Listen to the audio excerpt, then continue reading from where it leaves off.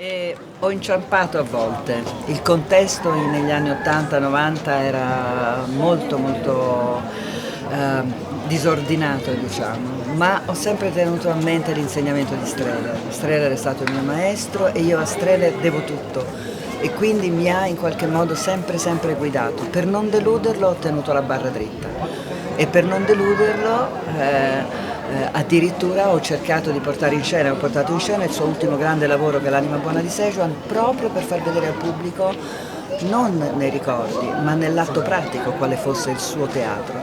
Quindi in qualche modo sono stata coerente, sì, sono stata coerente. Il consiglio è sempre quello dello studio.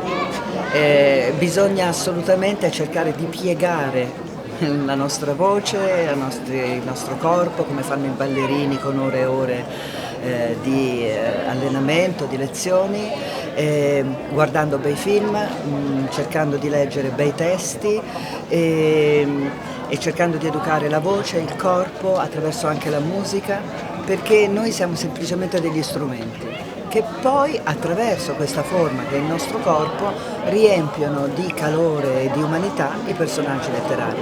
Per il resto fare delle scuole. L'importante è, lo dico perché siamo in Veneto, parlare in italiano, perché noi dobbiamo usare un linguaggio comprensibile da tutti e quindi per riuscire ad andare in tutta Italia, con tutti i testi, con tutti i personaggi, dobbiamo saper parlare il nostro dialetto. Io parlo il napoletano, parlo il calabrese, però poi dobbiamo parlare in italiano perché dobbiamo andare, gli attori futuri dovranno andare in tutta Italia. Diciamo che il Festival del Cinema di Asolo è un più antico festival del cinema d'arte, sull'arte, è la 39esima edizione e potremmo dire è una finestra di Asolo verso il mondo, per cui a questo festival partecipano tanti concorrenti a livello internazionale e anche una finestra del mondo su Asolo, quindi un modo per far conoscere anche dal punto di vista turistico la nostra città.